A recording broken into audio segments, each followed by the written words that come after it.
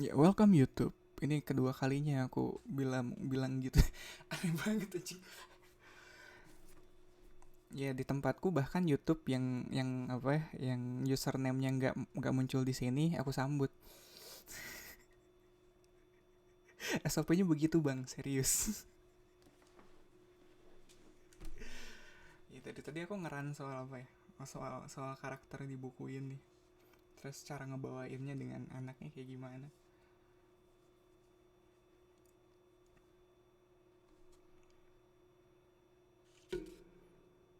Sebenarnya ini bukan buku pertama yang aku bawain di sini bang. Tapi kayaknya ini yang tersulit deh, Cer. Ada transisi bahasa. Hmm.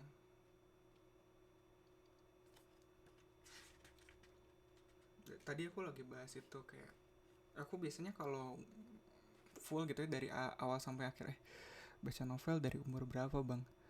Eh 13? Enggak deng, dari baru-baru sih kalau novel kayaknya dari 20-an, 21. Sebelumnya aku baca komik sih. Baca komiknya aku udah akut gitu. Ya, rekor terbaikku aku baca 17 buku dalam satu hari. Ya udah seakut itu aja.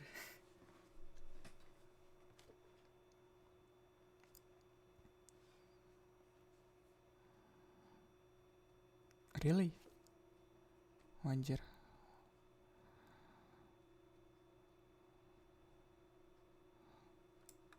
Suara lu hilang, Bang. Welcome right to Hime.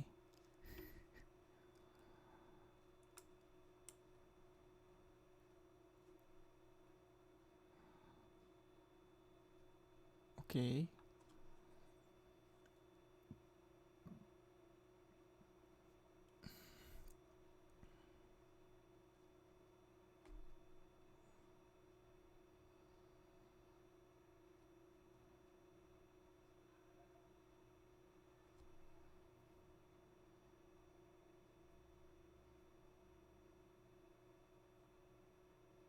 Ya, sorry ya ngelek ya.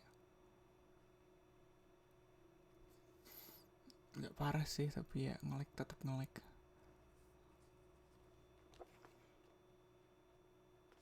Tadi lu baca novel pertamanya apa? And Summer and Autumn. Aku baru dengar tuh. Autornya siapa?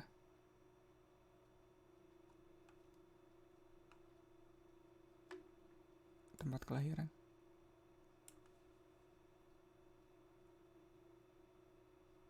Oh, I see, I see. Bentar aku kudunya uh, oh, I see. Aku kudunya nanya dulu. Nih, apa ya, Bang? Gak apa-apa nih kok suaranya masuk recording. Aku nggak bisa. Iya, aku kudu.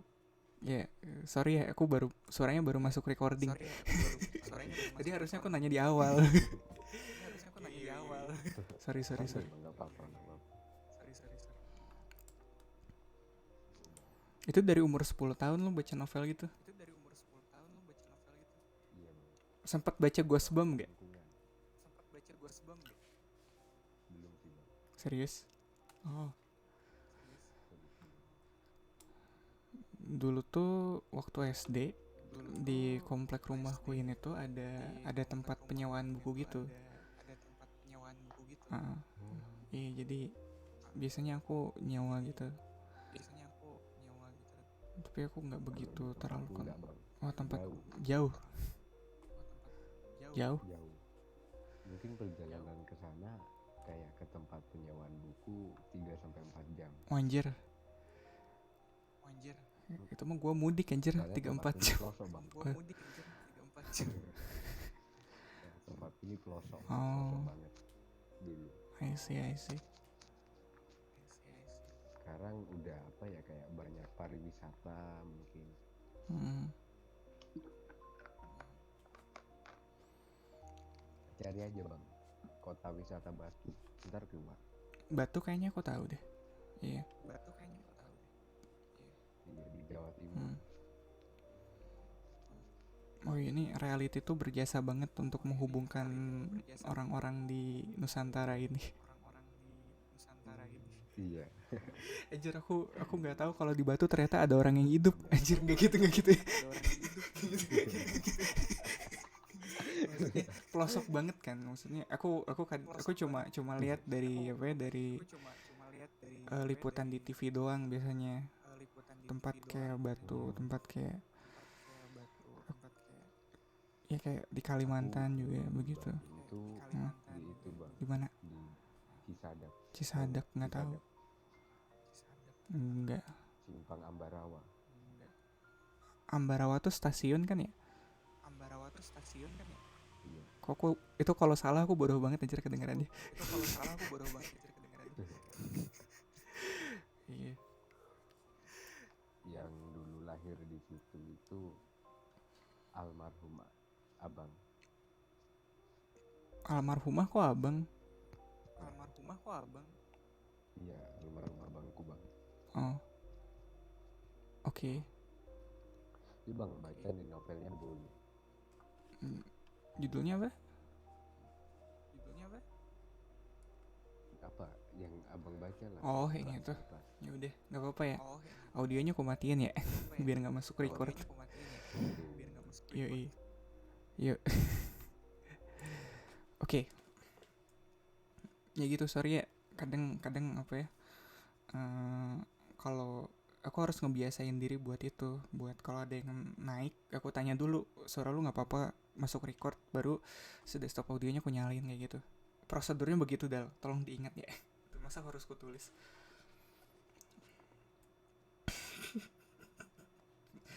Ya sorry kita baru jalan sebulan aku bikin recording kayak gini. Gak jadi alasan sih, tapi gak ada yang barusan aku beralasan dong. Ya udah deh. Udah setengah jam belum sih? Udah, sial. Ya alibiku itu biasanya biar apa ya? Ntar deh nungguin setengah jam dulu. Ternyata udah setengah jam, jadi nggak apa-apa. Cerita malam ini dimulai dari bab 15, judulnya Mencari Ketulusan. Sebenarnya aku suka terakhir aku siaran gini kapan ya? Hari Jumat. Ya aku hari Jumat yang kemarin tuh ditutup dengan mood yang enak banget, dimana Kinan dan Kugi tuh mereka punya momen bersama di situ. Tapi ini aku pikir jagonya di Lestari itu di situ. Dia nggak membiarkan momen indah itu lewat begitu saja. Maksudnya secara struktur ceritanya ini kayaknya disusun dengan cukup baik, nggak dengan cukup sih, dengan sangat baik. Jadi kalau bab sebelumnya udah apa ya, udah sampai gitu klimaksnya, kadang si penulis tuh harus punya cukup keteguhan hati untuk menjatuhkan lagi mood yang udah dibangun sampai klimaks itu. Ya gimana ya, mungkin terlalu teknikal sih, tapi aku bacain aja ya. Bab 15, Mencari Ketulusan. Pukul 2 siang. Lazimnya kos-kosan baru kembali penuh setelah sore. Lazimnya kos-kosan baru kembali berpenghuni setelah sore. Eko tidak kaget melihat betapa sepinya tempat kos itu. Apalagi penghuninya memang cuma 5 orang. Yang aneh justru ketika salah satu penghuni di kosan itu malah ada di tempat. Bahkan sudah berhari-hari tidak muncul di kampus sama sekali. Pintu kamar itu dibukakan dari dalam. Kinan berdiri di hadapannya, masih dengan rambut acak-acakan dan mata setengah terbuka. Gile, baru bangun lu? Kinan menggumam, lalu kembali menghempaskan tubuhnya ke tempat tidur. Kata Bimo udah beberapa hari ini lu gak kuliah. Kenapa bisa begitu, bos? Tangan Kinan menunjuk ke arah kanvas. Wow, lukisan baru. Cek. Sadis, lukisan keren gila. Eko berdecak kagum.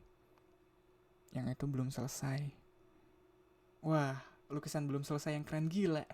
Eko mengesan. Eko cengengesan. Anyway, gue datang ke sini sebetulnya sebagai pengantar pesan dari Wanda yang udah beberapa hari ini nyariin elu. Dia bilang, dia punya kabar super penting buat lu, tapi lu gak bisa dihubungi. Dia juga bilang, udah saatnya lu punya HP. Dan sore ini Wanda bakal datang ke Bandung khusus buat nemuin lu. Ada apa ya? Eko mengangkat bahu. Mana gua tahu, tapi kayaknya penting banget. Jadi siang ini gua nganterin lu ke toko HP, oke? Ogah, ogah. Kinan menjawab dengan suara berkumur karena mulutnya masih membenam di bantal. Dasar seniman gaptek, di era milenium gini sungguh absurd adanya kalau lu gak punya HP. Males, belum butuh. Anyway, yang kedua, lu sebetulnya udah jadian belum sama Wanda? Kali ini Kinan melepaskan mukanya dari bantal. Perlahan, ia duduk tegak di atas tempat tidur. Oke. Gua ralat pertanyaan gua. Sebetulnya lu suka gak sih sama dia? Eko bertanya lagi. Gue sebetulnya lebih tertarik dengan kenapa lu bisa tahu-tahu nanya gitu. Kinan bertanya balik. Well, udah hampir 5 bulan kalian kenal dan jalan bareng. Jelas-jelas kalian nyambung. Jelas-jelas dia selalu bela-belain nemuin lu. Bahkan dialah orang yang paling berjasa buat karir lu. Dan jelas-jelas dia Wanda gitu. Kurang apa lagi sih cewek satu itu? Cowok sehat mana yang gak ngiler ngacak-ngacak tanah lihat dia? Tutur Eko berapi-api. So what? Kinan menyahut polos. Kening Eko kontan berkerut. Nan, udah saatnya lu jujur sama gue. Are you straight? Kinan tergelak pelan. Terakhir gue cek sih iya. Harus ada sesuatu yang gak beres kalau lu sampai gak suka sama Wanda. Gue bukannya gak suka. Sama sekali gue gak ada masalah dengan Wanda. Dia baik, pintar, dewasa, dan lu bener. Untuk urusan seni gue ngerasa nyambung banget. Dia juga banyak bantu gue.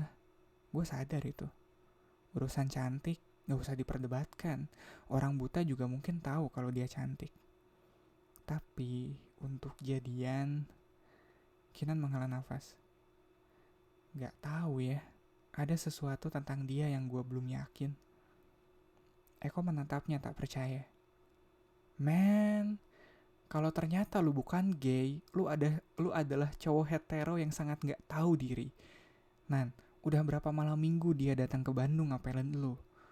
Lu bertapa di gua beruang berapa hari doang aja, dia yang bela-belain nyusulin. Apa yang bikin lu gak yakin sih? Kinan menggeleng. Gak tahu. Pokoknya ada sesuatu yang rasanya belum pas.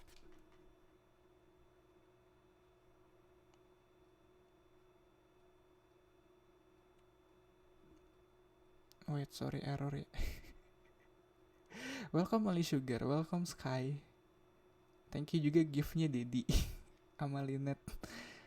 Thank you guys. Bisa aku bawain gak sih? Enggak nih. Oi, turun. Gak bisa. Sial. Welcome Cika. Sorry ya, aku kadang kayaknya aku lupa isi kuota. Enggak sih, iya aku malas keluarnya sebenarnya, bener, kayaknya aku harus isi kuota ntar. Iya, jadi kalau wifi-nya drop ada kuota Indosat yang siap, yang ya tahu kan, ngerti kan gimana ya gitu. Jadi dia nggak langsung putus gitu koneksinya. Nggak tahu, pokoknya ada sesuatu yang rasanya belum pas. Eko mengangkat kedua tangannya tinggi-tinggi. Nyerah. Ia pun bangkit berdiri. Yang jelas kalau lu ternyata gak punya feeling sama dia, jangan juga lu gantungin, apalagi ngasih harapan. Gak fair buat Wanda. Siang itu, akhirnya Kinan pergi makan ditemani sepupunya. Mereka tak lagi membahas masalah tadi, namun sepulangnya Eko, barulah Kinan termenung di kamarnya. Akibat pembicaraan itu, ia jadi terpicu untuk merenungkan lebih dalam perihal hubungannya dengan Wanda. Untuk pertama kalinya Kinan dipaksa berhadapan dengan perasaannya. Welcome Toka Hanazawa. Namanya keren kan? Sounds legit. Aku suka kalimat penutup di part ini. Untuk pertama kalinya Kinan dipaksa berhadapan dengan perasaannya. Kayaknya agak agak kesono lagi ada hal soal Kinan yang rasanya aku bisa relate dan aku bakal banyak curhat di situ. Kayaknya please bear with me.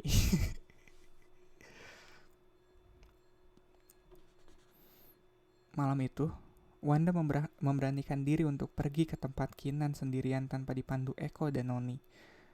Sepanjang jalan, ia berharap-harap cemas tidak tersasar. Dan akhirnya ia berhasil. Wanda tersenyum sendiri saat tiba di depan pintu gerbang tempat kos Kinan. Tak sabar rasanya ia mengumumkan kabar baik itu. Tak lupa, Wanda mengecek bayangannya di kaca sebelum masuk. Bajunya kali ini serba merah, dengan rok jeans mini yang memamerkan tungkainya yang jenjang. Riasannya masih sempurna, semuanya tampak beres. Diketuknya pintu itu hati-hati. Kinan, it's me Wanda. It's me Wanda. Panggilnya merdu. Beberapa detik kemudian pintu itu terbuka. Kinan yang mengenakan kemeja putih dengan wajah bersih sehabis mandi menyambut dengan senyum lebar. Napas Wanda sontak tertahan. Hai Wanda. Hai Wanda. Kamu cantik banget. Puji Kinan tulus. Wanda tersipu. Senyum senangnya tak bisa dibendung. You look very handsome as well. Ucapnya malu-malu. Dan kalau digabung kita berdua kayak bendera siap dikerek. Kinan tertawa renyah. Masuk yuk, saya ada kejutan buat kamu. Wanda memaki kecil. Kejutan buatku. Kinan tak menjawab, ia hanya menangkupkan kedua tangannya di atas mata Wanda. Ia mengarahkan langkah gadis itu ke hadapan kanvas. Setelah itu barulah Kinan melepaskan tangannya. Lama Wanda mematung, menatap lukisan di hadapannya tanpa berkedip. Kamu suka? Baru banget saya selesaikan. Nan, this is it, bisik Wanda. This is the real you. Maksud kamu? Wanda memegangi dadanya yang sesak oleh rasa kagum. Oh gosh, papi pasti akan berkomentar lain kalau lihat lukisan kamu yang ini. Memangnya papi kamu sempat berkomentar apa soal lukisan saya? Oh enggak, papi suka lukisan kamu, tapi papi bilang kamu masih harus menggali potensi kamu lagi untuk menemukan... Apa ya? Wanda langsung kelihatan gelisah. Your signature, your X factor. Sesuatu yang benar-benar menjadi kekuatan kamu. Dan menurutku kamu menemukannya di lukisan ini. Kok kamu gak pernah cerita soal itu? Cepat Wanda mengutas sebuah senyum lalu menggenggam tangan Kinan. Well, aku punya kabar yang lebih penting lagi buat kamu. Ready? Kinan mengangguk. Kaki Wanda pun berjinjit, dan ia berbisik tepat di kuping Kinan. Lukisan kamu di Warsita laku terjual 4-4-nya. Di tangan Kinan, Wanda menyelipkan selembar cek atas nama Galeri Warsita. Kali ini Kinan yang mematung lama, berusaha mencerna kata-kata Wanda yang rasanya sangat sulit dipercaya. Kinan mengulang-ulang kalimat itu dalam hatinya. Lukisannya, 4-4-nya, laku terjual. Ia tahu betul apa artinya itu. Tak ada yang bisa mengukur kebahagiaan yang ia rasakan. Langkah terakhir menuju impiannya terwujud sudah.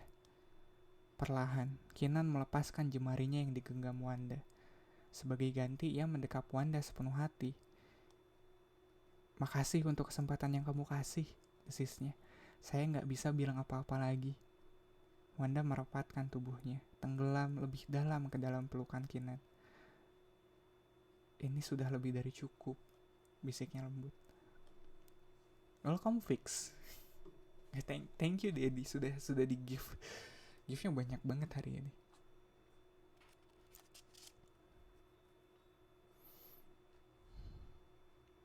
Kinan dan Wanda memilih makan malam di salah satu restoran di puncak kota Bandung, di daerah pegunungan yang berpemandangan lampu kota.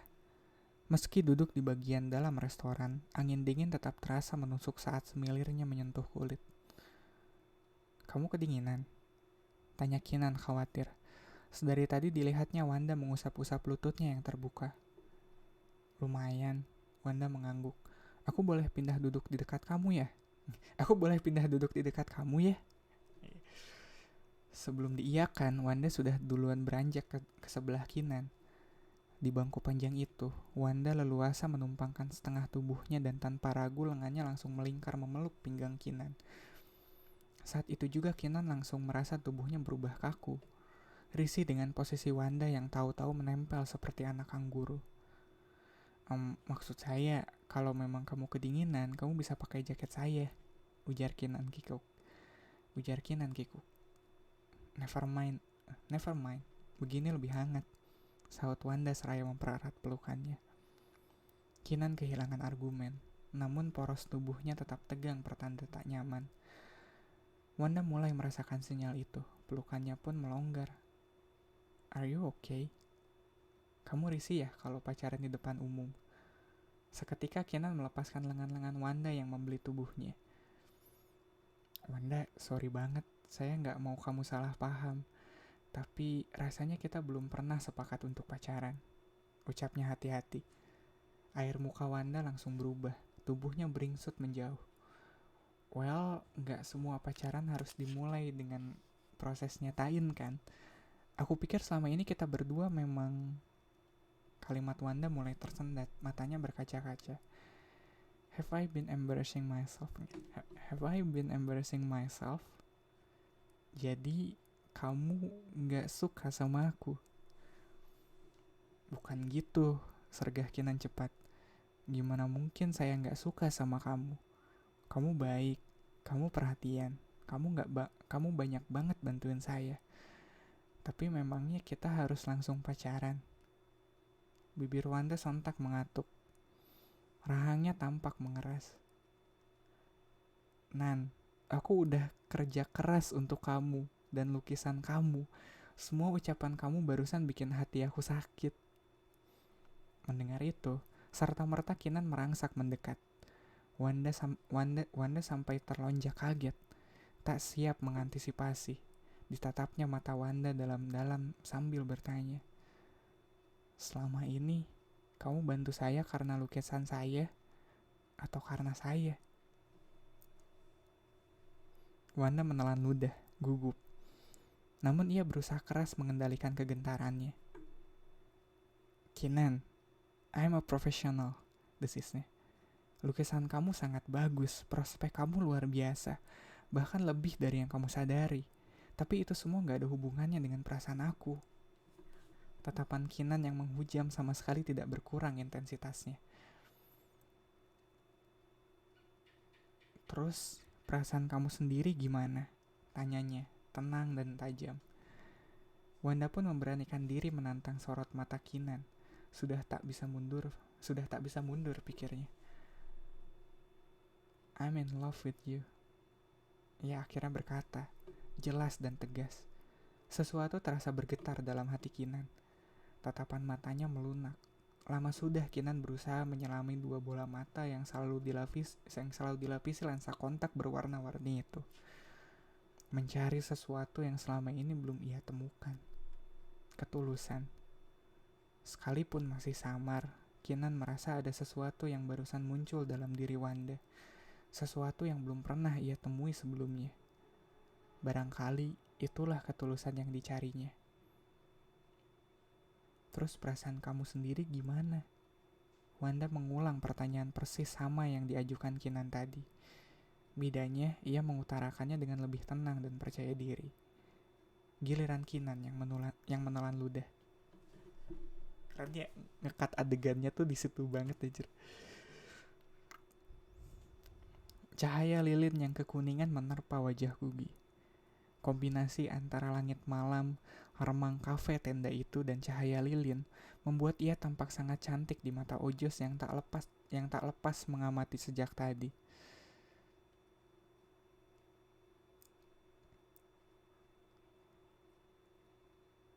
Gimana? Wajah pacarnya itu juga kelihatan sendu.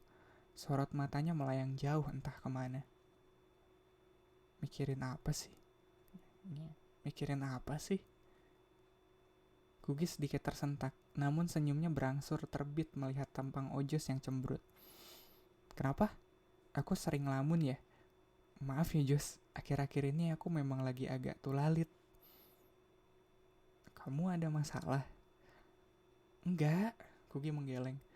Tepatnya nggak tahu. Perasaanku suka agak aneh aja belakangan ini. Ada hubungannya dengan aku? Kugi lama menatap Ojos sebelum akhirnya menjawab. Enggak. Gi, aku merasa kita kurang banget quality time berdua. Pengen banget deh kita jalan bareng kemana, liburan kek. Maksud kamu ke Singapura? Kugi melengos. Aku kan udah bilang aku nggak mau. Nggak harus ke Singapura.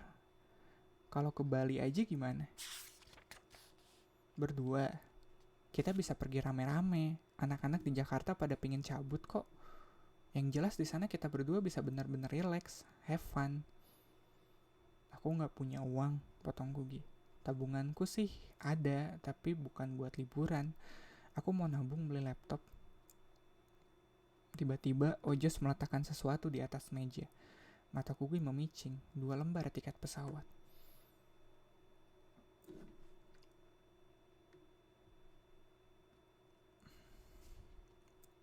Jos, kamu beliin aku tiket. Gak ada lagi alasan untuk kamu ngomong enggak, oke? Tegas Ojos dengan senyum mengembang. Memangnya mau berangkat kapan?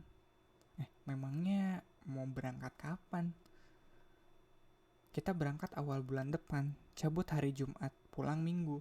Nanti aku langsung antar kamu ke Bandung pakai mobil. Pokoknya semua beres, aku yang arrange. Kamu tinggal bawa tas sama badan doang. Kugi menghela nafas. Dilihatnya ekspresi Ojos yang sangat berharap. Tak habis akal, Ojos lantas mengambil tiket itu dari meja lalu menempelkannya di jidat. Memasang muka memelas seperti anak anjing hilang induk. Please, Gi. Uf. Kugi pun tertawa dan mengangguk. Hampir tengah malam saat sedan hitam itu kembali memasuki halaman parkir hotel di daerah Ciumbelit tempat Wanda menginap. Kinan menemaninya berjalan hingga ke lobi. Perapian yang menyala di sana tampak mulai menyurut apinya. Sofa-sofa kosong tanpa tamu. Piano grand hitam yang semalaman tadi berdenting pun sudah terkunci. Kamu ke kamar aja duluan. Saya tunggu di sini. Bentar lagi taksi saya juga datang, kata Kinan. Wanda menggeleng. Aku mendingan kedinginan di sini daripada kehilangan momen sama kamu, ujarnya pelan. Lain kali, ingat-ingat kalau ini kota Bandung. Pakai rok mini malam-malam gini hanya disarankan bagi yang udah kebal dan terlatih nahan dingin kayak bencong di jalan veteran. Kamu tuh kok nggak romantis banget sih sama aku? Rujuk Wanda manja. Masa aku malah disamain sama bencong? Lo siapa yang nyamain? Kinan tergelak pelan. Cuma ngingetin aja, lain kali kamu lebih baik pakai celana panjang, bawa jaket atau sweater. Lain kali itu kapan? Pancing Wanda lagi. Kinan pura-pura berpikir dengan muka jahil. Malam minggu depan? Wanda langsung berseri-seri, kakinya berangsur maju. Kedua tangannya lantas digantungkan di leher Kinan. So, kita pacaran? Kinan tersenyum simpul. Lembut ia menarik lepas tangan Wanda, mengecup jemarinya pelan. Kita jalani pelan-pelan ya. Meski api perapian berada beberapa meter di belakang, tampak jelas mata Wanda berbinar benderang. Dinginnya malam bahkan sirna. Seluruh tubuhnya dijalari hawa bahagia yang terasa begitu hangat. Terdengar suara mobil memasuki pelataran lobi. Taksi yang dipesan Kinan sudah datang. Baru saja ia mau berbalik melangkah, tahu-tahu tangannya ditahan. You know what? Wanda berkata lirih. Kamu nggak perlu pulang malam ini ke kos. Kamu bisa di sini sama aku. Kinan hanya tersenyum lalu mengecup halus keningnya. Pelan-pelan Wanda. Tak lama taksi itu melaju pergi meninggalkan hotel. Wanda masih terpaku di tempatnya. Rasanya ingin ia melesat menembus atap saking gembiranya. Tiba-tiba ia teringat seseorang. Noni. Ia harus menelpon Noni. Malam ini juga. Iya, bab 17 sampai situ.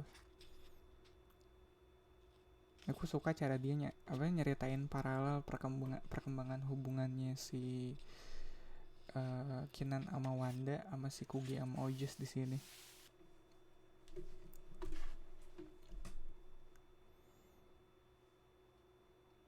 Bentar, tadi ada yang oh iya.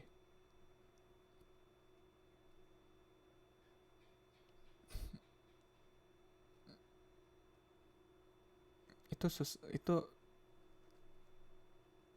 ya syukur deh. Maksudnya ya terima kasih ya. aku sebenarnya agak ngerasa kesulitan sebenarnya.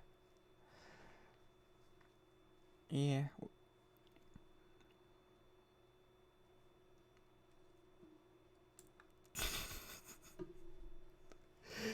Iya.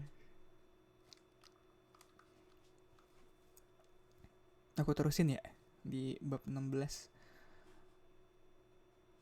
Ya masih jam 9 juga, nyantai lah ya. Oke.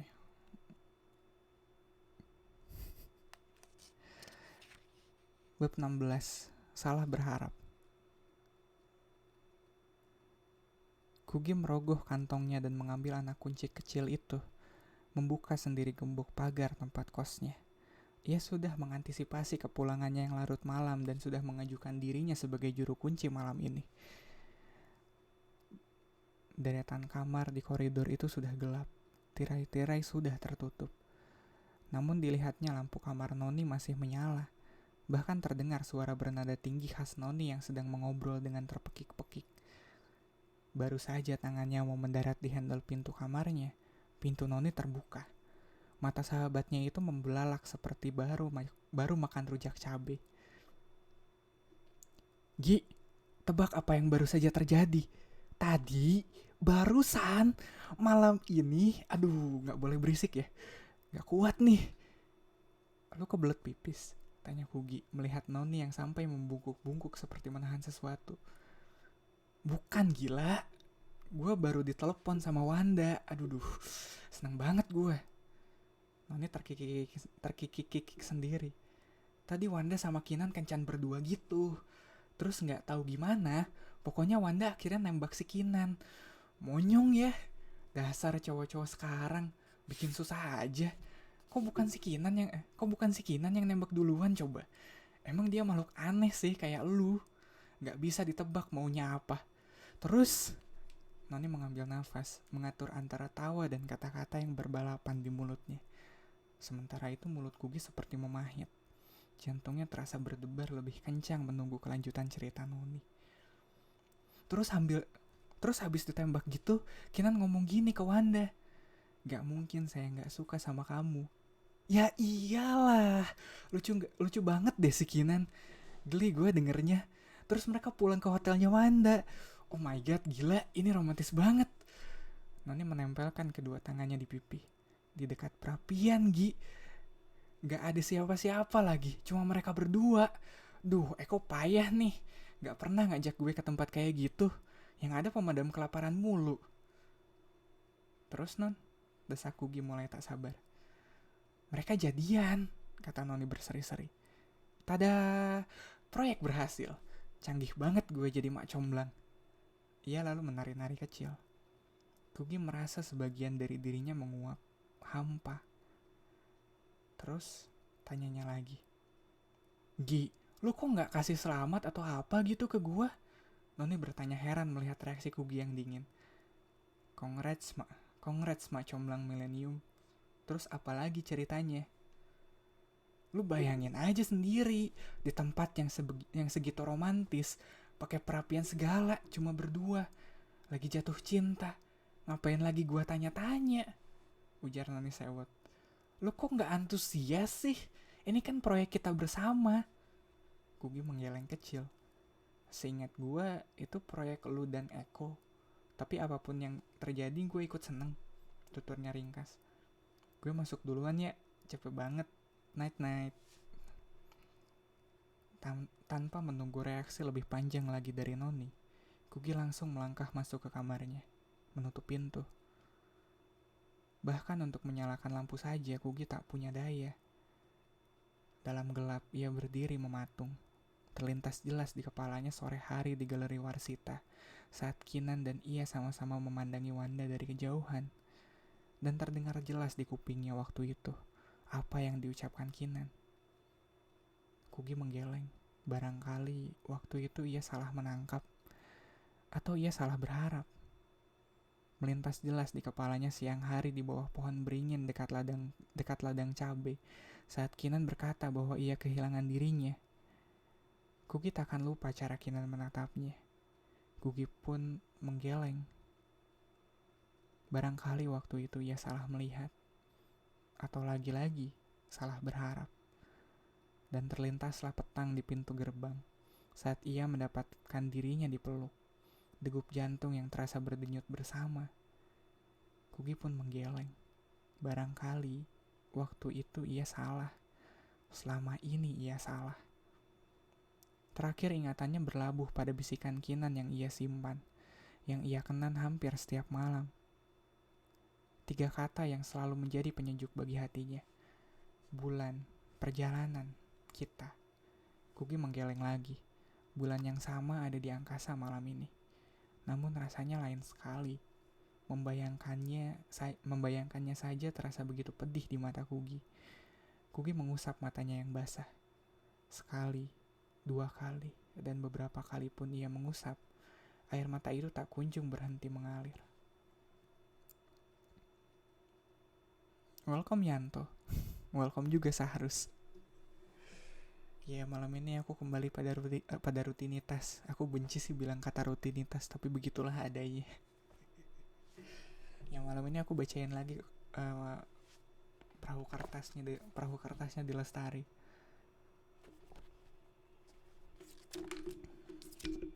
Oke, aku lanjutin ya.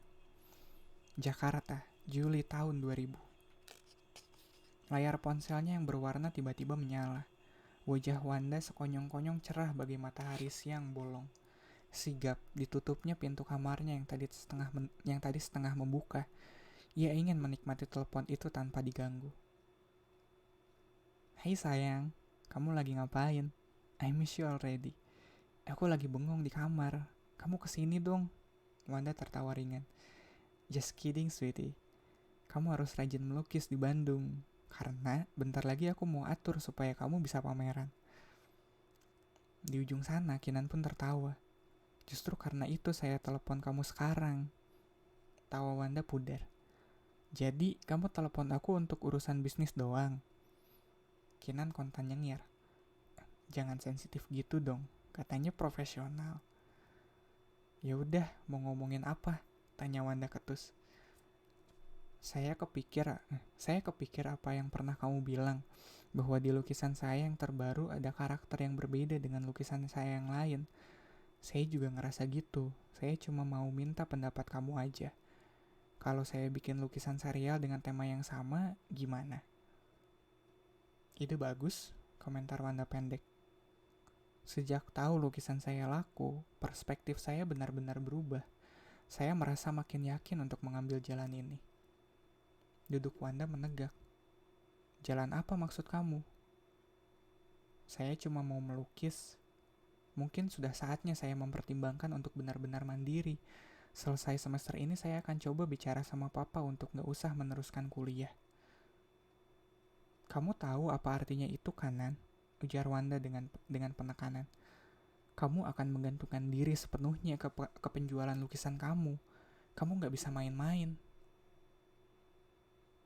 Saya memang gak main-main, tegas Kinan. Dan aku juga gak main-main soal pameran. Kamu harus siapkan 20 lukisan, 30 lebih bagus, sambung Wanda. Bayangan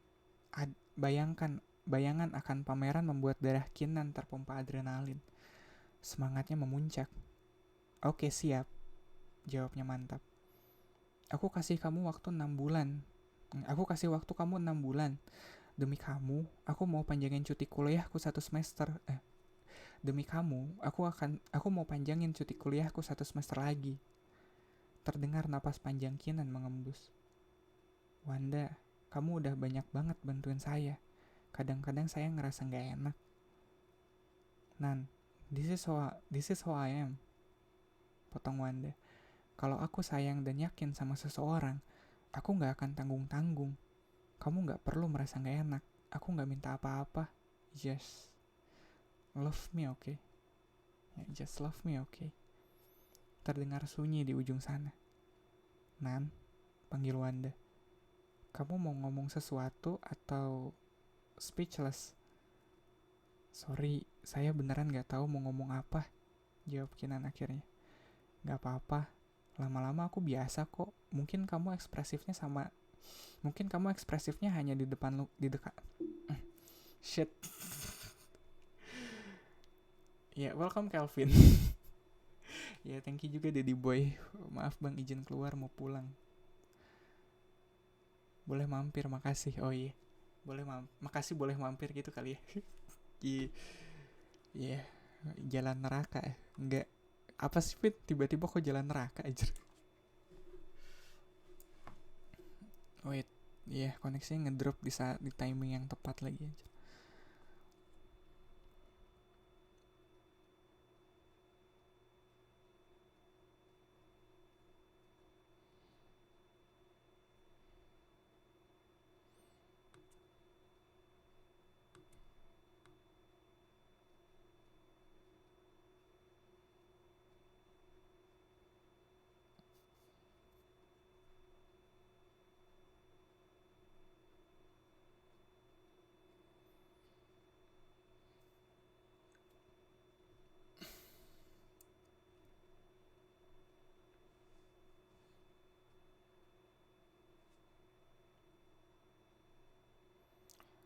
Iya oke, tes lanjut ya.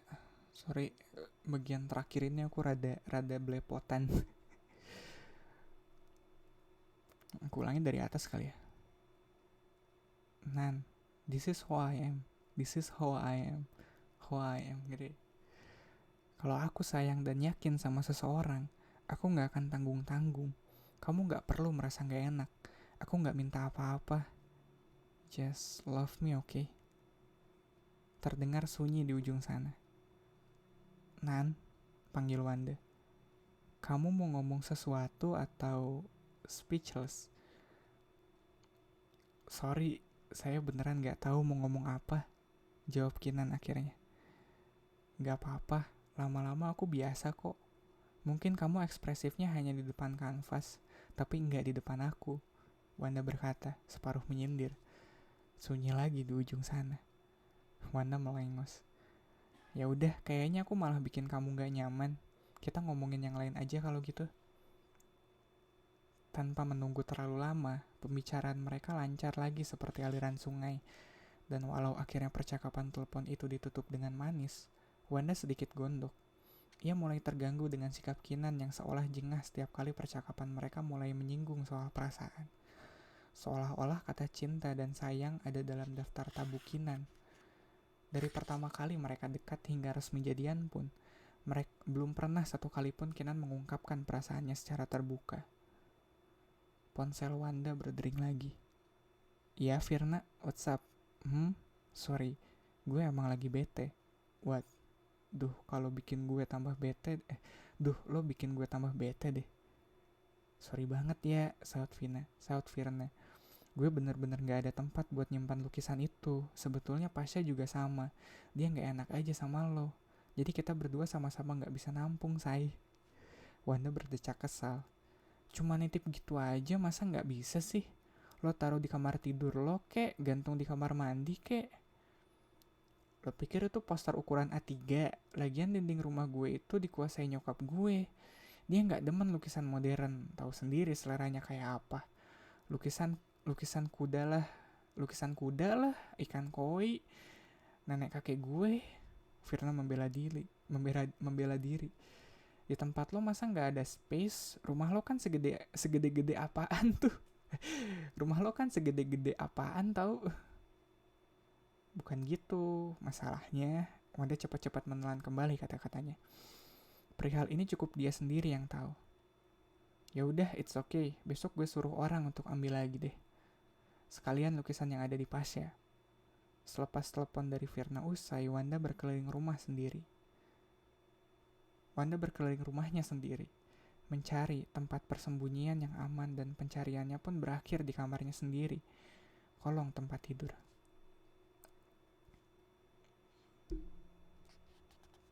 Di saung tempat Ami mengajar, ketiganya berkumpul. Ami bahkan seperti ingin menangis ketika hendak menyampaikan kabar yang sudah ia simpan sejak tadi. Kugi, Ical, sekolah alit akhirnya diloloskan untuk ikut perlombaan antara SD sekecamatan. Kugi dan Ical langsung melonjak kegirangan. Ical bahkan sampai berlari mengelilingi saung sambil bersorak-sorai. Kugi pun tak kalah, ikutan di belakangnya. Aku tahu kita diizinkan ikut karena mereka simpati atau kasihan, atau karena mereka juga yakin kita nggak bakal menang. Ami terkekeh. Aku nggak ambil pusing, ini bukan soal kalah dan menang. Tapi ketika anak-anak alit bisa berpartisipasi dan ketemu dengan peserta dari sekolah lain, pasti semangat mereka terpacu lagi untuk serius sekolah. Ini akan menjadi pengalaman yang baru buat mereka. Jadi kita akan ikut lomba baca puisi, lomba menyanyi pupuh Sunda, dan lomba mengarang. Hari ini kita tentukan siapa-siapa yang ikutan ya. Lanjut Ami lagi. Siap tempur, Kugi berseru. Lombanya kapan dan di mana, Mi? Hari Sabtu minggu depan di Taman Lalu Lintas. Kugi bertepuk-tepuk tangan saking gembiranya. Asyik, mereka semua pasti senang banget bisa sekalian main di sana. Beberapa saat kemudian, ekspresi mukanya berubah. Kugi teringat sesuatu. Sebentar. Sabtu depan? Iya, Gi. Kenapa? Aku ada janji mau keluar kota. Ami menggigit bibirnya. Wah, kalau tanpa kamu kita berdua pasti kerepotan. Bukan cuma soal menemani, tapi kalau anak-anak tahu kamu nggak akan ikut, mereka pasti nggak semangat. Kamu tuh panutan mereka, Gi. Kugi berpikir keras. Kasih waktu sampai Senin ya, tapi aku usahakan banget untuk ikut. Please ya, Gi. Karena hari Senin kita udah harus mulai nyiapin anak-anak, kata Ami penuh harap. Kugi melirik jam tangannya. Ojo sedang dalam perjalanan ke Bandung. Jika ia memutuskan untuk membatalkan kepergiannya ke Bali, entah apa yang akan terjadi malam ini. Kinan berdiri memandangi lukisannya sendiri. Lukisan dengan objek 11 anak kecil. 10 sedang berbaris melingkar, dan seorang anak dengan topi caping hadir di depan barisan sebagai pemimpin. Di bagian belakang kanvas, Kinan menuliskan judul, Jenderal Pilik dan Pasukan Alit. Kinan memperhatikan guratan kuasnya sendiri. Ini bukan masalah teknik, pikirnya. Ada sesuatu dalam objek-objek itu yang membuat lukisan yang satu ini mencuat dibandingkan lukisan-lukisannya yang lain. Sesuatu yang meremangkan bulu kuduk, sesuatu yang membangkitkan gejolak dalam batin siapapun yang melihatnya. Ia melangkah mundur, mengamati sekali lagi. Kehidupan. Kinan akhirnya menyimpulkan dalam hati. Lukisan ini begitu berenergi. Ada kehidupan yang dipancarkan dengan sangat kuat dan menyentuh. Matanya lantas tertumbuk pada satu benda di meja belajarnya. Buku tulis kumal yang diberikan Kugi beberapa bulan yang lalu. Kinan teringat apa yang pernah ia ucapkan, bahwa buku tulis itu merupakan harta yang harusnya disimpan Kugi sendiri. Tak pernah ia sangka, dirinya lah yang menjadi penemu harta karun itu. Kugi telah mewariskan sesuatu yang sangat berharga, melebihi perkiraan mereka berdua. Yaitu tadi bab 16.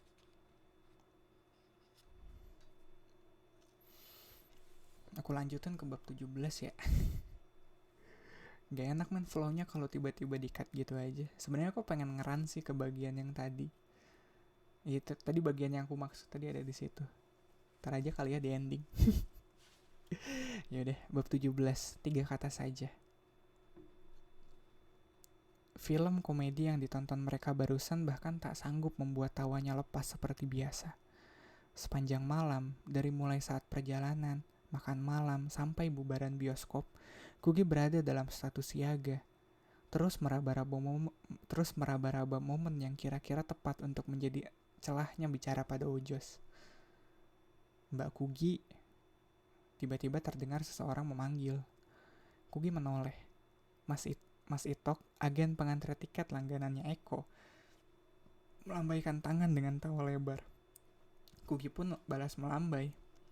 Kemana aja mbak? Kok udah gak pernah nonton Midnight rame-rame lagi? Mas Eko seringnya berdua doang sama mbak Noni. Kita udah ganti aktivitas mas. Sekarang seringnya main gapleh rame-rame, jawab Kugi asal. Saya diajak dong mbak. Mas Itok terbahak. Kirain gara-gara Mbak Kugi sama Mas Kinan putus, terus pada punya pacar baru. Kelompoknya jadi pecah. Ini pacar barunya ya mbak? Aduh anjing Mas Itok. Timing lu kok epic ya. Aduh anjing geli. Aduh anjir. Mas Itok.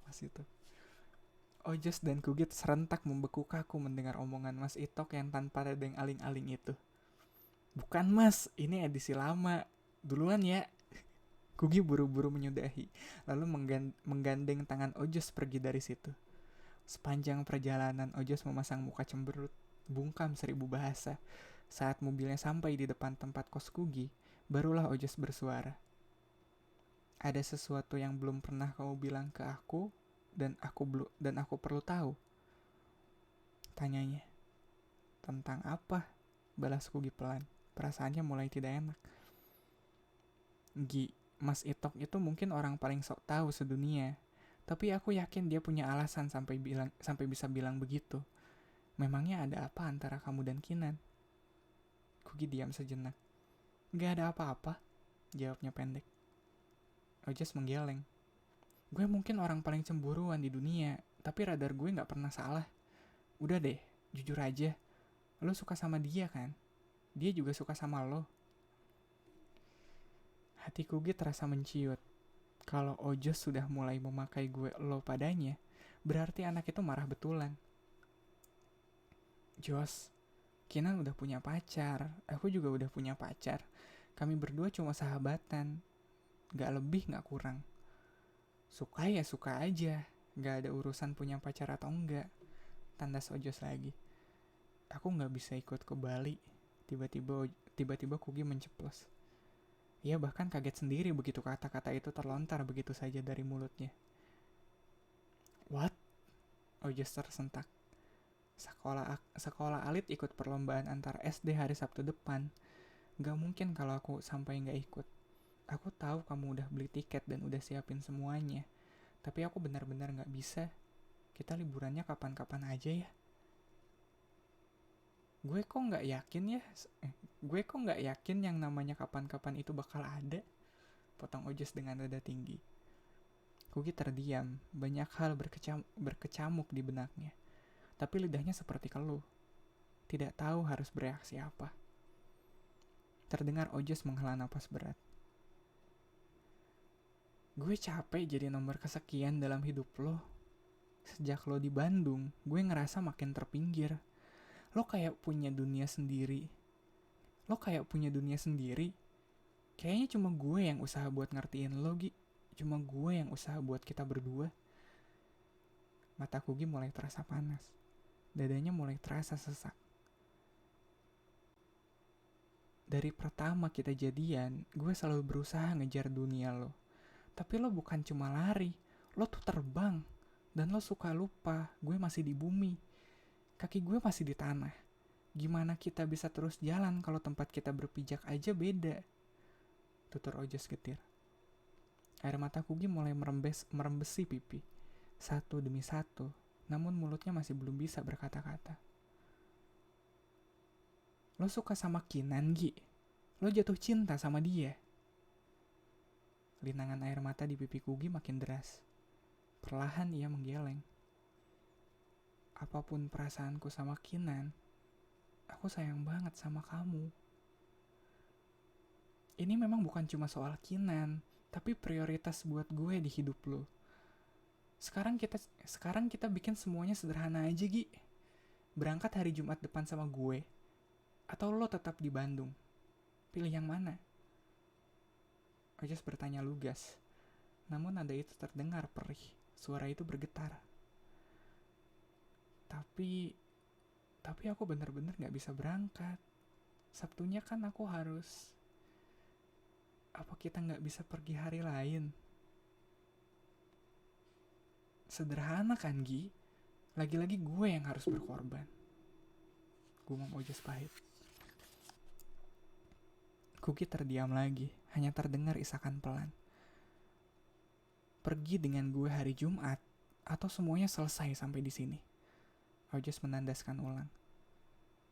Kenapa harus pakai ultimatum begini sih?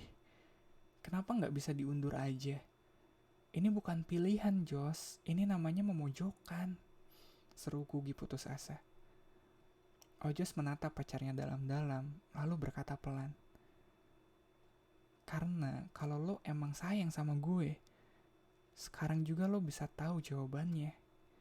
Bahkan dari tadi seharusnya lo udah tahu. Pembicaraan ini gak perlu ada, Gi. Meski keduanya sama-sama membisu, suasana di dalam mobil itu pengap oleh berbagai macam emosi dan perasaan. Akhirnya Ojas membukakan pintu Kugi. Gue tunggu lo di airport hari Jumat siang. Pesawat kita take off jam 3. Kalau lo gak datang, berarti semuanya selesai, ucapnya lirih. Sebelum keluar dari mobil, Kugi menatap Ojas sekali lagi dengan matanya yang basah. Dalam waktu yang sedemikian singkat, semua kenangan mereka selama hampir 3 tahun terkilas balik.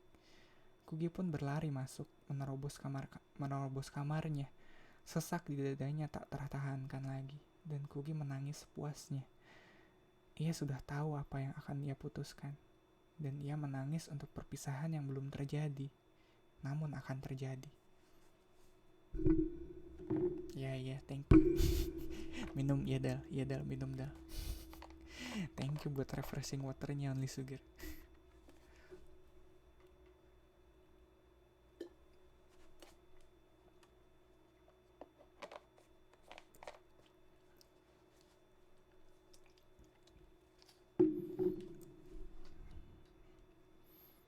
Kedua pasangan itu akhirnya memutuskan untuk menghabiskan malam minggu mereka dengan berkumpul bersama di tempat kos Kinan. 2 kotak martabak asin dan manis yang sudah hampir ludes isinya mengambil tempat di tengah lingkaran mereka duduk. Noni dan Wanda tampak serius berdiskusi. Noni berencana untuk merayakan ulang tahunnya yang ke-20 bulan September depan di rumah Wanda. Rumah di daerah Kebayoran Baru itu punya taman yang luas. Cocok dengan konsep garden party yang ingin dibuat Noni. Karena acaranya itu cukup besar, Noni mempersiapkan dari jauh-jauh hari, dibantu oleh Wanda yang terkenal sebagai party maker andal. Wanda sibuk mencatat ini itu, lalu menyerahkan catatannya pada Noni. Buset, lu gape banget sih. Buset, lu gape banget sih. Noni terkagum-kagum membaca catatan Wanda. Bikin acara beginian doang sih makanan gue sehari-hari. Hampir semua acara di warsita gue yang koordinasi. Nggak perlu sewa I.O. Wanda tersenyum bangga. Pokoknya kalau lo ada detail tambahan lagi, kabarin aja. Nanti gue yang atur. Sambil memetik gitar dan berselonjor santai, Eko pun ikut berceletuk. Diam-diam ternyata Wanda punya bakat mandor. Penampilannya juga makin lama makin kayak mandor. Excuse me? Wanda mendelik. Coba perjelas apa yang dimaksud dengan penampilan mandor. Permainan gitar Eko langsung memelan, tersadar bahwa dirinya baru saja menyenggol dawai Wanda yang paling sensitif, yakni masalah penampilan. Namun mulut jahil Eko tak sanggup diberangus. Gua perhatiin, makin hari dandanan lu makin santai. Sementara dulu kan lu mismatching abis. Eko cengengesan. Kuku lu udah gak warna-warni, terus sekarang baju lu kayak kegedean semua. Kalau dulu kekecilan. Kaos gede banget itu lu dapat dari mana coba? Punya Kinan. Jaket yang tadi lu pakai punya siapa? Punya Kinan. Noni pun tak dapat menahan tawa kecilnya. Bener banget kata Eko. Sebetulnya gue juga udah pingin komentar. Dandanan lu makin mirip Kugi, Wan. Pantas aja formulanya udah sama. Baju-baju dapat minjem. Ekspresi Wanda berubah drastis, apalagi melihat Eko yang langsung terbahak-bahak mendengar celetukan Noni. Melihat itu, Kinan cepat-cepat berusaha menetralisasi. Sebetulnya gue yang minta ke Wanda, kalau di Bandung mending pakai baju yang praktis-praktis aja, kan dingin. Woi, ada perbedaan besar antara berdandan praktis dan berdandan ala Kugi. Kalau kata gua, dia lebih cocok dikategorikan yang kedua. Kok ngakak-ngakak sendiri? Kok ngakak-ngakak lagi? Muka Wanda kontan memerah. Meski ia berusaha ikut tertawa, suasana hatinya rusak berantakan sudah. Sepanjang sisa malam itu, tinggal Kinan yang kena getahnya. Sementara Eko dan Noni pamit pulang duluan. Nyebelin banget sih Eko. Sok ngerti fashion, kayak dia aja yang paling bener pakai baju. Noni juga nyamain aku sama Kugi. Memangnya aku separah itu? Gerutu Wanda panjang lebar.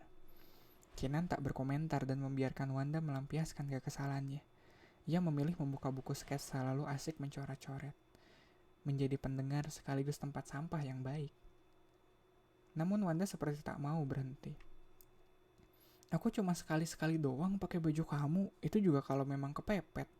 Sementara kalau Kugi itu udah jadi style, jadi trademark, cibirnya sewot. Ingat nggak waktu Kugi datang ke Warsita? Emangnya mungkin aku pakai baju kayak gitu? Idih, gila aja. Ngapain sih masalah gitu doang diributin? Kenan mendongak, mukanya menunjukkan bahwa ia mulai terganggu. Sudah hampir sejam topik omelan Wanda tidak berubah. Wanda terdiam, merajuk. Aku cuma sebel aja. Kok dibandinginnya sama Kugi? Kugi kan hancur banget. Buat saya dia baik-baik aja, potong Kinan tegas. Buat saya, kamu juga baik-baik aja.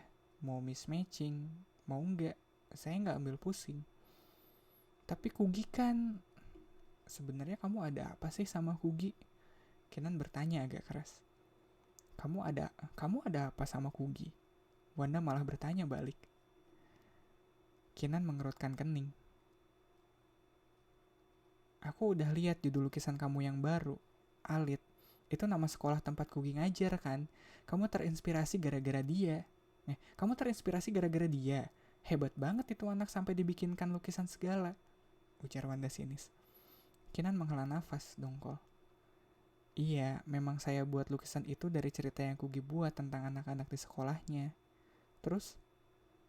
Nan, aku mungkin kolokan, but I'm not stupid. I'm not blind.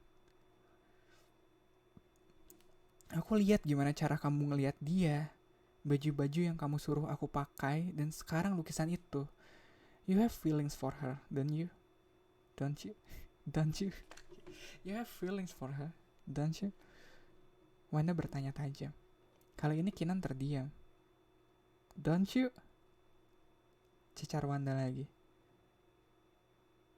Wanda, ini mulai konyol. Kamu cuma cemburu berlebihan. You are damn right I am. Dan udah selayaknya aku cemburu. Memangnya kamu pikir aku gak tahu kalau kamu sebenarnya sedang berusaha mengubah aku jadi dia? Well, I tell you this. You will fail. Karena aku bukan dia. Dan gak akan pernah mau jadi dia. Wanda menandaskan. Dadanya naik turun saking emosinya. Kinan menatap Wanda lama. Wanda, kamu bebas percaya apapun yang kamu mau. Saya gak bisa mengubah anggapan kamu. Hanya kamu sendiri yang bisa. Kalau kamu merasa begitu soal saya dan Kugi, saya terima. Saya gak bisa bikin kamu yakin sama saya. Hanya kamu sendiri yang bisa. Ucapnya datar. Bullshit. Bullshit. This is Wanda. Mau saya antar pulang? Kinan bangkit berdiri. Wanda menepis tangan Kinan yang mencoba menggamit bahunya. Ada yang bisa kamu lakukan supaya aku yakin. Wanda lantas menantang mata Kinan lurus-lurus. Lihat ke mataku. And say that you love me. Kinan tampak terkejut mendengar tantangan Wanda. Namun kedua mata mereka terlanjur beradu. Dan tak bisa lagi Kinan menghindar. It's so simple, Nan. Aku hanya mau dengar kamu bilang 3 kata itu, bisik Wanda. Jarak mereka hanya terpaut sekian senti. Sorot matanya memburu Kinan ke dasar hatinya yang terdalam. Mulut Kinan tampak setengah membuka. Otot-otot mukanya tegang seperti bersiap mengatakan sesuatu. Namun setelah sekian lama, tetap tak ada sepatah kata keluar. hanya embusan udara kosong yang terbata-bata. Wanda menggigit bibirnya yang bergetar menahan tangis. Air matanya pun tak terbendung lagi. Dalam sekejap, isakannya meledak. Wanda langsung menyambar tasnya dan berlari menuju pintu. Secepat kilat, Kinan menahan tangannya. Wanda, saya mohon, jangan pergi. Maafin saya. Ya. Wanda, saya mohon, jangan pergi. Maafin saya. Ya. Bercampur dengan senggukan, Wanda berteriak. Maaf. Damn it, Kinan. Ya, damn it, Kinan. Aku gak butuh maaf kamu. I just want you to love me. Why can't you just love me? Lagi, Kinan tak bisa menjawab.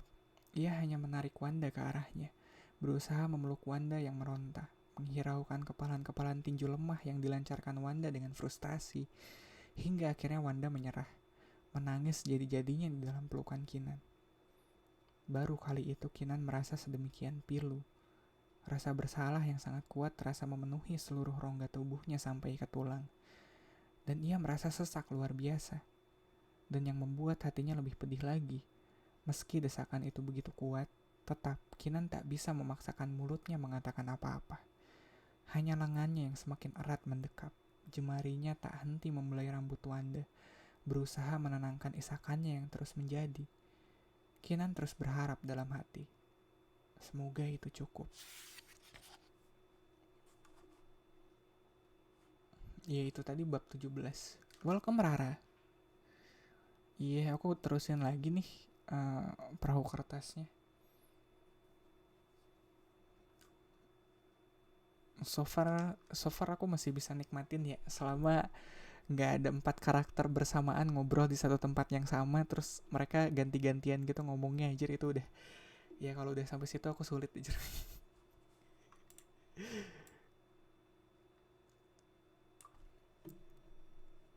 Aku baru ngeh ternyata kameranya perlu digeser tadi aja. sorry. Iya kalau apa sih kalau obrolannya cuma 2 orang gitu walaupun sedramatis apapun rasanya aku masih bisa handle. Maksudnya nggak sulit banget gitu.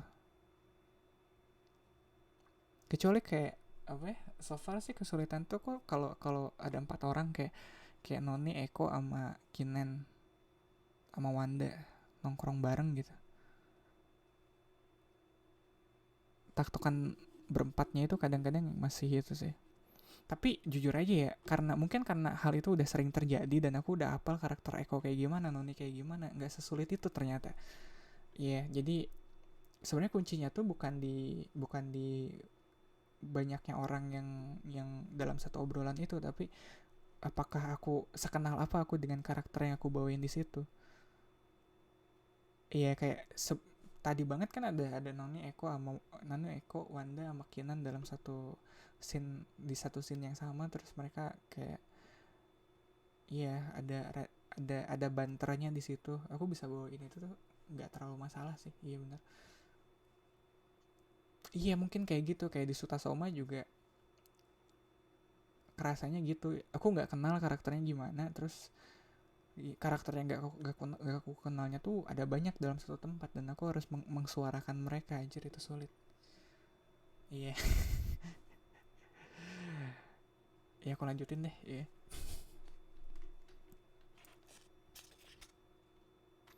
Ya bisa kali ya satu bab lagi. Bentar aku cek.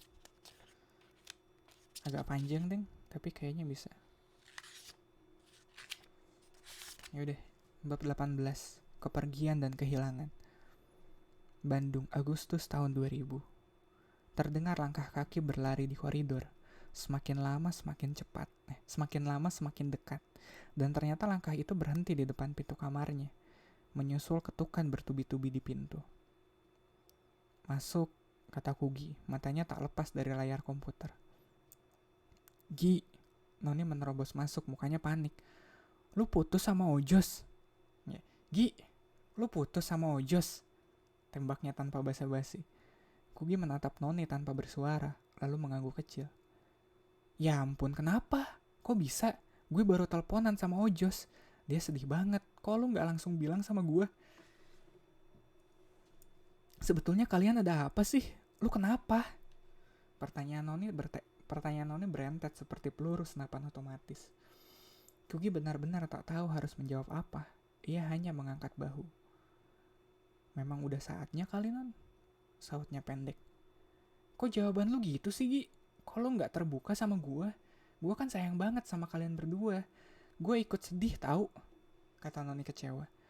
Kalian kan pasangan legendaris, bikin orang-orang ngiri. Kalian tuh cocok banget. Kugi tersenyum getir. Please deh, Non. Gua sama Ojos itu bedanya kayak langit dan sumur. Semua ini kayak bom waktu yang tinggal nunggu meledak. Tampang Noni langsung berubah serius. Gi, lu sahabat gua. Gua pasti belain lu. Tapi terus terang kali ini gua ngelihat lu memang jadi berubah. Lu kayak sengaja menarik diri. Ojos juga ngerasa gitu. Dan dia udah lama ngomong ke gua. Dia ngerasa ada sesuatu yang aneh. Gua dan Eko juga ngerasa kehilangan lu. Noni terdiam sejenak. Gue gak enak ngomong gini. Tapi sebagai sahabat, gue harus jujur sama lu. Kita semua kehilangan Kugi yang dulu. Lama Kugi membisu. Dalam benaknya ia berusaha keras untuk merangkai penjelasan demi penjelasan. Tapi yang ia temukan hanya sebongkah benang kusut. Ia tak tahu lagi harus memulai dari mana. Semua sudah bercampur aduk. Thanks for your concern, Non. Tapi kata Kugi akhirnya. Tapi gue baik-baik aja kok. Gue gak tahu Kugi yang dulu itu yang mana. Tapi inilah gue. Kalau memang ternyata berubah, ya terimalah gue apa adanya. Sama seperti gue menerima elu, Eko, Ojos, Kinan. Apa adanya. Menurut gue, itu yang bisa kita lakukan sebagai sahabat. Jelas sekali ekspresi protes di muka Noni. Tapi kata-kata Kugi seperti membungkam mulutnya. Noni pun bangkit berdiri. Whatever, Gi. Terserah, ujarnya dingin. Pintu kamar itu kembali menutup. Kugi termenung di kursi komputernya. Sekilas ia melihat bayangannya di cermin. Ia mengerti kehilangan yang dimaksud Noni. Sama seperti sahabatnya, ia pun merasakan kehilangan itu. Namun Kugi tak tahu harus kemana mencari. Semua terlalu kusut baginya. Jakarta, Agustus tahun 2000. Atmosfer di ruangan itu terasa mengimpit. Di meja makan segi 4 yang kosong tanpa makanan itu, Kinan dan ayahnya duduk berhadap-hadapan. Ibunya duduk di tengah-tengah seumpama wasit tinju yang mengamati pertarungan dengan tegang. Sementara Jaron mengurung diri di kamar. Ia paling tidak tahan mendengar orang bertengkar. Inilah yang membuat saya nggak pernah setuju dia pergi ke Amsterdam. Ini, ayah Kinan berkata lantang. Lena, lihat anak kamu. Dia pikir dia siapa? Berani-berani minta berhenti kuliah hanya gara-gara lukisannya laku segelintir. Dia nggak mikir bahwa saya, bapaknya, sudah setengah mati banting tulang buat bayar seluruh biaya sekolahnya dari dia kecil sampai sekarang. Ayahnya lalu menoleh pada Kinan. Bawa sini kalkulator. Kita hitung-hitungan siapa yang keluar biaya paling besar. Bisa nggak kamu bayar papa untuk menggantikan uang sekolah kamu dari cek yang kamu terima dari Warsita? Ayo, kita hitung. Dari wajahnya, Kinan tampak sudah mau meletus. Tapi ia menahan diri, mengeraskan rahangnya kuat-kuat. Ini bukan soal uang, Pak, ujarnya tertahan. Sampai kapanpun saya nggak bisa menggantikan semua yang sudah papa kasih. Tapi saya benar-benar nggak kuat lagi untuk pura-pura betah kuliah. Saya nggak kuat meneruskan sesuatu yang saya nggak suka. Sementara hati saya ada di tempat lain. Apa sih masalah kamu? Tanpa banyak usaha saja kamu bisa dapat IP paling tinggi. Apa susahnya kamu teruskan kuliah? Tanya ayahnya gemas. Itu bukan dunia saya, Pak. Kinan menyahut pelan. Bukan itu jalan hidup yang saya mau. Adri tertawa kecil, menggeleng-gelengkan kepalanya. Kamu tahu apa tentang hidup? Kamu masih 20 tahun. Kamu gak tahu apa-apa. Saya cukup tahu bahwa hidup yang sekarang ini saya jalankan adalah hidup yang papa mau. Bukan yang saya mau, kata Kinan getir. Saya ingin berhenti kuliah mulai dari semester depan. Dan saya tidak akan membebani papa lagi. Saya akan cari uang dan membiayai hidup saya sendiri. Aduh anjir, bahasa Belanda sial. Kinan, let up Jordan. Ya gitu. Gimana sih udah? Lena menyambar seketika. Ganet Altefer. Jangan asal ngomong kamu. Adri pun sontak bangkit berdiri, menatap anaknya tak percaya. Kamu belum tahu seujung kuku pun tentang hidup. Jangan pikir saya terkesan dengan usaha kamu yang sok kepingin mandiri itu. Kamu nggak tahu apa yang kamu hadapi di luar sana. Maaf, saya bukannya mau menyakiti kalian berdua dengan keputusan saya ini. Tapi saya betul-betul gak bisa maksain diri lagi. Selakinan tegas. Lena sudah ingin berbicara, tapi tangan suaminya terangkat menahannya. Oke, kalau memang itu yang kamu mau, silahkan. Suara Adri terdengar keras dan garang. Mulai detik ini, saya berhenti membiayai kamu. Mandirilah sana. Silahkan kamu rasakan sendiri hidup yang sebenarnya. Kamu urus diri kamu sendiri. Saya tidak mau tahu lagi. Lena pun tak bisa menahan diri lagi. Adri, kamu juga jangan ikutan ngawur. Kita bicarakan lagi semua ini baik-baik. Kinan malah ikut bangkit berdiri. Sudah mah, head is getzo. Memang itu yang saya inginkan. Saya mau beres-beres sekarang lalu pulang ke Bandung, ujarnya tenang. Ya, biarlah dia pergi, Adri menyahut. Jangan ditahan-tahan. Adri, Kinan, kalian berdua sama saja. Keras kepala dan gengsi tinggi, protes Lena. Ayo, duduk lagi. Bukan begitu cara menyelesaikan masalah ini. Pasti ada jalan keluar yang lebih baik. Namun baik Kinan maupun ayahnya tidak tertarik untuk duduk kembali. Keduanya tetap berdiri di tempat masing-masing dengan sorot mata beradu. Laat marzeten, Lena. Biarlah kita tunggu dulu. Ya, itu artinya. Ya, dari tadi itu ada artinya tapi nggak aku bacain, sial emang. Kita lihat saja nanti siapa yang akan kembali ke pintu rumah ini, merengek minta maaf dan menelan kembali semua ucapannya. Ucap Adri dingin. Kinan tersenyum samar. Ya, kita lihat saja nanti. Bandung, Agustus tahun 2000. Sekembalinya ke Bandung, Kinan tak menunda-nunda lagi rencananya. Ia sadar bahwa ia tengah melakukan perombakan hidup besar-besaran. Perasaannya bercampur antara semangat sekaligus gentar. Namun Kinan tahu ia tak bisa mundur lagi. Selama libur jeda semester ini, bolak-balik Kinan mengurus surat pengunduran dirinya ke bagian administrasi kampus. Dibantu Bimo, Kinan pun pindah dari tempat kosnya dulu ke tempat kos yang jauh lebih kecil, di dalam sebuah gang di daerah Sekeloa, yang ongkos sewanya berkali lipat lebih murah dibandingkan tempat kosnya yang dulu. Kinan mulai menata ulang hidupnya di Bandung. Cek dari Warsita tak disentuhnya sama sekali. Ia hanya berniat mencairkannya jika kelak kondisinya sudah sangat kepepet. Kinan hanya mengandalkan sisa tabungan pribadi yang ia miliki. Sebagai konsekuensinya, ia tahu dirinya tidak bisa lagi bergaya hidup seperti dulu. Segalanya berubah sekarang. Bimo meletakkan dus yang terakhir ke lantai. Kamar kos kecil itu bahkan terlalu sesak rasanya menampung mereka berdua. Buru-buru Bimo membuka pintu agar udara segar masuk. Lu adalah orang paling gila yang pernah gua tahu. Bimo menggeleng-gelengkan kepalanya. Entah itu karena lu nekat atau blow on, tapi gue salut sama keberanian lu. Kinan hanya nyengir sambil mengusap-usap kepalanya sendiri. Gue juga gak ngerti ini gila atau malah waras. Yang jelas inilah rasanya hal paling benar yang pernah gue lakukan. Lu emang sinting gak kepalang. IP terbaik 2 semester berturut-turut. Malah cabut. Transfer ilmu dulu kek. Kasihani orang-orang kayak gue yang IP-nya 1, gini. Bimo tergelak. Tenang, selama gue masih di Bandung, gue pasti bisa bantuin lu. Udah tahu harus cari gue kemana kan? Kinan tersenyum. Siapa aja yang udah tahu lu di sini? Belum ada siapa-siapa lagi. Kok? Kinan menggeleng. Bagi Bimo, itu menjadi petunjuknya untuk tidak perlu bilang pada siapa-siapa soal kepindahan Kinan.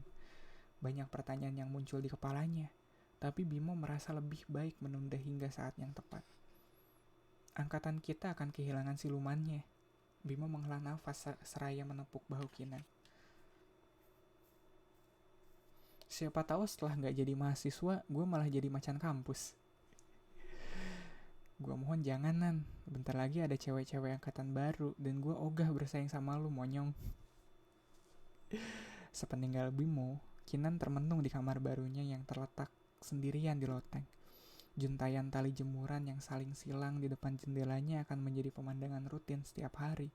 Kucing-kucing yang berjemur santai di atap tetangga akan menjadi teman setianya. Udara panas ini akan ia hirup sampai entah berapa lama. Barang-barangnya yang padahal tak banyak itu bahkan terasa menyesaki saking kecilnya kamar itu. Namun untuk pertama kalinya setelah pulang ke Indonesia, Kinan merasakan kebebasan. Welcome Mia. Kemarin aku nggak broadcast by the way.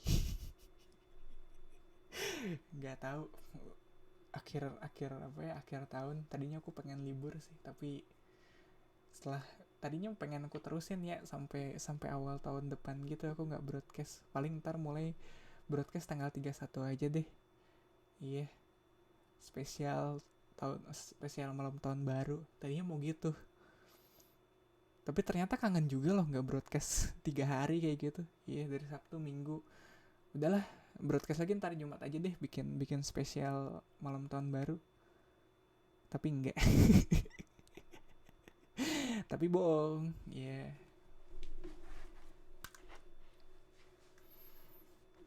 Tadinya pengen istirahat sih, tapi ternyata begini pun bisa kehitung istirahat ya. Nggak tahu sih. Pengennya gitu, tapi nggak mungkin stand up sih. Udahlah kita duduk aja. Pegel men stand up. Lagian mic-nya emang mic buat duduk gitu. Mic-nya emang pas depan kursi, jadi ya udahlah duduk aja. Nggak tahu men, kok disebut stand up komedi ya? Kenapa nggak dibikin serapan Indonesianya aja sih? Kayak apa gitu? Komedi berdiri atau kodir gitu? Kodir anjir. Nggak paham aja. Itu beat pertama aku yang dibawain di Bobber Cafe aja, malu-maluin. Kenapa sih disebut stand up komedi aja? Kenapa kita nggak bikin serapan Indonesianya kayak komedi berdiri gitu? Kodir aneh banget. Aduh aja, udah beat itu beres udah aja. Aku nggak tahu mau deliver apa lagi, ngeblank langsung perhatianku ku alihkan ke penonton. Aduh anjir beat soal kodir itu. Lagian itu juga nyontek dari Twitternya siapa kalau nggak salah. Aku bawain gitu aja. Aduh anjing kodir. Enggak, aku ketawa sebenarnya setengahnya lagi bukan menertawakan beat soal kodir itu, tapi menertawakan se-awkward apa aku waktu itu di sono aja. Aduh anjing. Kelar ini. begitu itu kelar aku, aduh anjing, begitu beat itu kelar anjing, udah kelar aja. Udah pengen turun aja aku di situ aja. Udah, somebody please kill me. Bener kata anjing. Oh god, oh shit, oh somebody please kill me. Aduh anjing, awkward banget itu di panggung anjir. Kali ini aku kalau mau open mic, aku coba tulis deh beatnya apa aja. Jangan cuma modal 1-2 beat doang. 1-2-3 udah itu turun. Apa sih dah. Aku inget udah bawain beat kodir. Aku ngerosting temen yang aku bawa waktu itu. Terus ngerosting rombongan teteh-teteh di meja sebelah. Parah emang anjir. Ada temenku aja ke situ buat jadi bahan roasting anjir. Anjing. Tai anjir. Aduh anjir. Udahlah, seru sih. Ya udah dah, pengalaman hidup. Aku lanjutin ya. Ya fokus dah. Balik ke benang merah. Balik ke laptop. Ya balik ke buku. Kugi memutuskan mengambil semester pendek bulan ini. Terkadang ia merasa keputusannya itu adalah usaha pelarian dari suasana tidak enak yang mengungkungnya ketimbang melulu keputusan akademis. Lebih baik membenamkan diri dalam pelajaran dan tugas menumpuk ketimbang berhadapan dengan Noni yang menjaga jarak. Eko yang juga ikut menghilang. Kinan yang lebih tak tentu rimbanya dan perasaan bersalahnya pada Ojos yang belum surut-surut juga.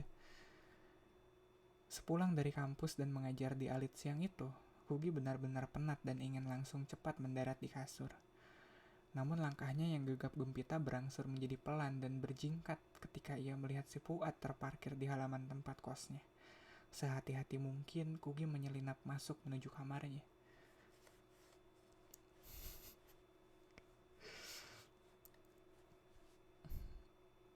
Gi, Eko muncul di hadapannya dari balik pintu kamar Noni, bertepatan dengan Kugi yang sudah membuka handle pintu kamar.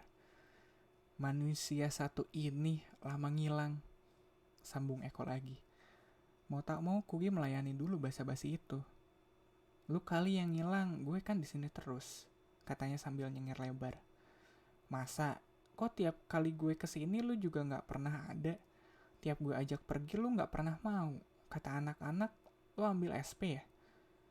Pengen cepat lulus terus ninggalin kita ya? Eko menonyor jidat Kugi pelan. Curang. Kemana aja sih? Kangen tau. Iya, gue juga kangen. Tapi gue sibuk banget belakangan ini kok, jawab Kugi jujur. Jangankan untuk main dengan Eko dan teman-temannya yang lain. Tidur siang pun sudah jadi kesempatan langka baginya. Sibuk boleh sibuk, tapi minggu depan sempatkan datang ya. Datang kemana? Tanya Kugi. Ultah Noni, masa lo belum tahu sih? Eko berdecak gemas. Dia kan mau bikin acara di Jakarta, gede-gedean. Kita justru mau berangkat ke Jakarta sore ini. Dia mau siap-siapin acaranya. Mendengar Eko berbicara dengan seseorang, Noni ikut menongolkan diri. Mukanya tampak berubah ketika tahu orang yang ngobrol dengan Eko ternyata Kugi. Hei Gi, baru pulang, sapanya enggan. Hai Non, jawab Kugi setengah bergumam. Eko melihat Noni dan Kugi bergantian. Kayaknya kalian berdua perlu bicara deh. Gue tunggu di depan aja ya. Ia pun langsung melenggang dari sana, tanpa memedulikan pelototan dari kedua perempuan itu. Katanya minggu depan mau bikin acara ya? Seru dong. Kugi mencoba membuka pembicaraan. Kaku. Iya, mudah-mudahan. Semua teman gue udah pada tahu kok. Anak-anak yang dari Jakarta udah mau datang. Sebagian anak-anak dari Bandung juga pada ikut, saut Noni dengan penekanan. Seolah-olah menunjukkan fakta bahwa Kugi secara ironis malah menjadi orang yang belakangan tahu. Kugi menyadari betul maksud yang tersimpan di balik intonasi Noni. Sorry ya, gue tahu pembicaraan kita berakhir agak kurang enak. Jujur, gue juga gak nyaman jadi dingin-dinginan sama lu begini. Sekali lagi maaf ya Non. Kayaknya memang gue yang gak sensitif dan jadi terlalu cuek sama lo, sama kalian. Noni mengangkat mukanya dan menatap Kugi. Ia pun menyadari dirinya terlalu sayang pada makhluk aneh di hadapannya itu, dan tak mungkin ia marah berlama-lama. It's okay Gi, gue juga minta maaf kalau ternyata nyampurin urusan lo sama Ojos. Gue yakin lo pasti punya alasan lo sendiri, dan gue gak berhak ngutak-ngutik. Gimana pun juga, lo tetap sahabat gue, kata Noni. Seulas senyum mulai terbit di wajahnya. Tapi boleh gue request sesuatu nggak? Anything. Kugi membalas tersenyum. Gue minta lu datang ke pesta ultah gue minggu depan. ya. Lu adalah sobat gua terlama, Gi. Lu tahu gua dari kecil sampai umur kepala dua begini. Sangat berarti buat gua kalau lu bisa hadir. Please, Noni memohon. Gua pasti datang, jawab Kugi mantap. Noni langsung menghambur memeluk Kugi. Jangan ngilang lagi ya, Nyet, bisiknya. Kecuali kalau lagi berburu pisang, bisik Kugi lagi. Noni tertawa. Gue cabut ke Jakarta dulu. Gue tunggu minggu depan di rumah Wanda ya. Kugi menelan ludah. Jantungnya terasa mengkeret sekian senti. Rumah Wanda. Ia berusaha meyakinkan pendengarannya. Yap, gue bikin garden party minjem halaman rumahnya Wanda yang segede setan. Pokoknya bakal mantap banget. Wanda yang jadi IO-nya. Tugas lo tinggal datang dan have fun, oke? Kata Noni ceria. Dah Gi. See you next week. Kugi balas melambai. Lama memandangi Noni yang berlari-lari kecil dengan riang gembira sampai bayangan sahabatnya itu menghilang di balik pintu gerbang. Terasa ada beban baru yang menghujam pundak Kugi begitu tahu di mana pesta itu diadakan. Benaknya seketika bergerak maju, membayangkan suasana pesta itu nanti. Dan aneka pemandangan yang sekiranya akan menusuk mata. Kugi masuk ke kamarnya dengan langkah terseret. Sore ini terasa semakin penat. Iya, cerita malam ini kayaknya sampai situ aja. Kesian dapet. Iya nggak tahu, itu nasib temanku sih. Udah ku gusur-gusur, bawa ke Bobber, datang ke situ di roasting. Aduh. Iya, itu tadi kayaknya cerita malam itu sampai situ. Udah jam 10 juga. Yoi, bentar cari closing.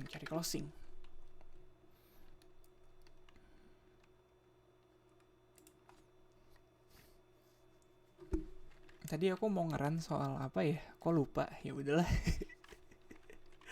Anjir, iya tadi apa ya? Aku tadi mau ngeran anjir. Tapi lupa, jadi bodo amat.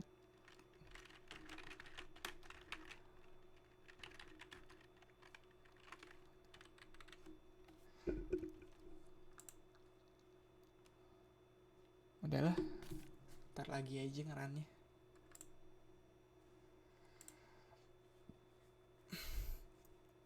Ya udah. Bentar audionya udah ke play. Aku closing buat di YouTube. Thank you ya YouTube udah. Thank you YouTube udah apa ya? Udah dengerin sampai sejam setengah ini. Malam ini aku lebih chill dari biasanya. Aku juga nggak mau terlalu heboh gitu. Niatnya aku emang nggak broadcast dulu sebelum tahun baru gitu.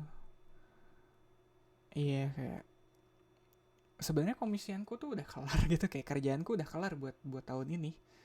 Ya paling bantuin kerjaan temen itu juga. Itu kalau bantuin kerjaan temen aku juga stresnya beda sih, maksudnya aku mikirnya itu kerjaan dia, lu yang stres dong harusnya. Aku anggap itu kayak hiburan aja sih. Aku juga udah lama nggak ngegambar. Jadi sebenarnya buat minggu ini aku tuh free sih, iya. Gak ada kerjaan aku minggu ini. Jadi dan broadcast ini pun yang tadi, makanya aku tadi bilang kan ini rutinitas. Tadi pengen aku stop dulu sebenarnya, iya, sampai malam tahun baru. Tapi kangen juga loh.